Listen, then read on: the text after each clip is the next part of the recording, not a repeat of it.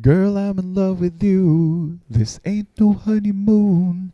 Past the infatuation fades. Right in the thick of love. Sometimes we get sick of love. We kiss and make up on the way. I know I misbehaved and you made your mistakes, and we both still got room left to grow. Are you looking for a podcasting microphone that can also double as a microphone for your karaoke concerto? We are reviewing 3 of the best budget podcasting mics that I also use for karaoke. I'm reviewing these 3 because, to those of you who don't know, besides being a podcaster, I am also a professional wedding videographer. So I already own these microphones. And since I'm super cheap, I spent years looking for the perfect, most cost-effective microphone that I could use for my wedding videos and podcasting. If this is your first time watching, you should consider subscribing because we are going to review and reveal a lot more karaoke at home setups. So here's what you'll see in this episode. A nice, honest review of the 3 microphones, sample audio quality of the 3, and which one is going to be the best, most ideal podcasting microphone for you if ever you decide to get into podcasting, or if you want to do voiceover, or if you want to do YouTube videos. The 3 bang for your buck podcasting / karaoke microphone review is coming right up after the intro. This is Karaoke Hacks.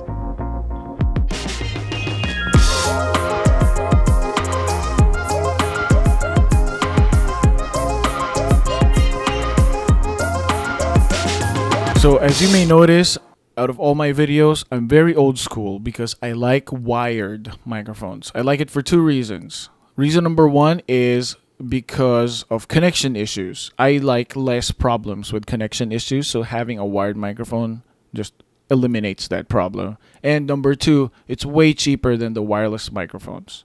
So quick disclaimer, the Samson Q2U and the Pile Retro Vintage microphone are pretty much professional grade microphones, and they will require phantom power since they're cardioid condenser microphones. So what does phantom power mean?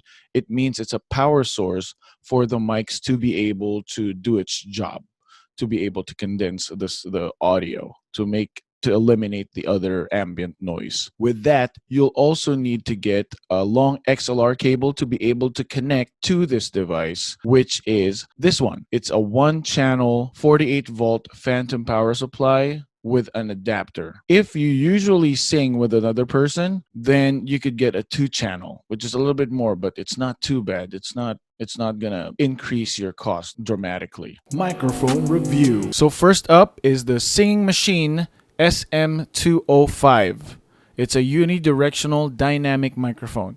I mentioned this in all of my 4 setup videos prior to this video, and I'll put the links up on the video up here. It's the one with the old TV, the one with the computer speakers, the one with the sound bar, and most recently the one with the portable Bluetooth speaker. So I bought this for one reason: price.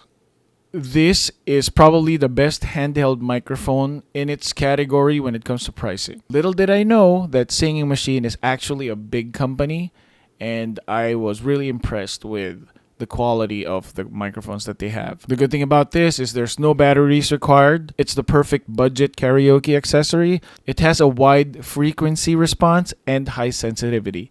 What does that mean? It's loud. It's very loud. It's pretty simple. It has a wire and an on and off switch. That's it. Pretty standard, pretty simple. Really easy to use. Next up is the Samson Q2U Dynamic microphone. This is the microphone that I use for podcasting, obviously, and YouTube videos. Why?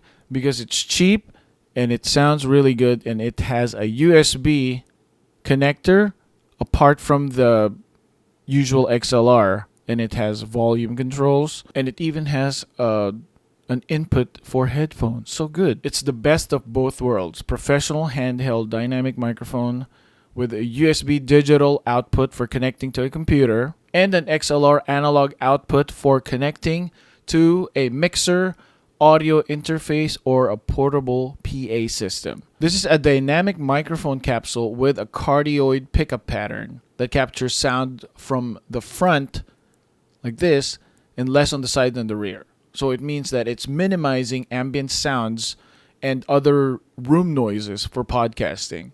So right now, I have my fan on, and you can't hear it. It's that good. It also reduces possible feedback in live performance settings. The other thing that I love about this Q2U is that it's a plug-and-play device, meaning it doesn't need any special drivers to work with your computer. Just connect the microphone to your computer, launch your favorite audio software, and start recording. In my case, I use Adobe Audition for recording my podcasts. Next up is the Pyle Classic Retro Dynamic Vocal Microphone. It's an old vintage style unidirectional cardioid microphone with XLR cable and an on and off switch. I love this because it comes in three colors. I think it's three colors. Silver, black, and red. I may be gold, but I'm not sure if that's Pyle. But Pyle is a really good brand, and I'll show you later the quality of the audio of this one. Bonus! I'll give you a bonus.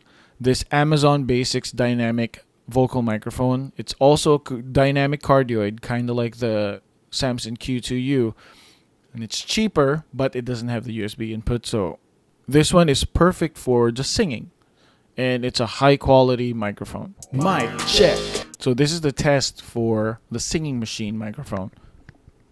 As you can hear, the singing machine microphone is a little low. The level is low.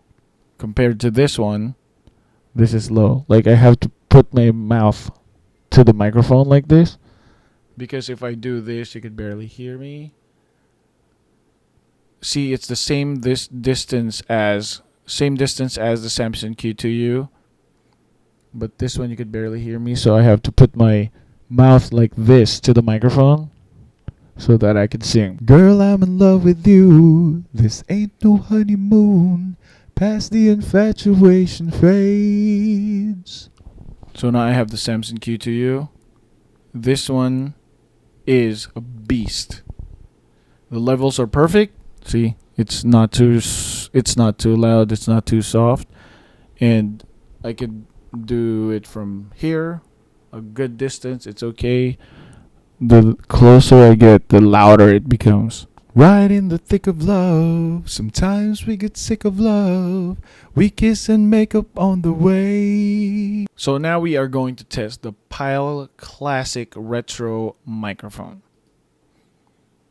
I have my trusty XLR input here.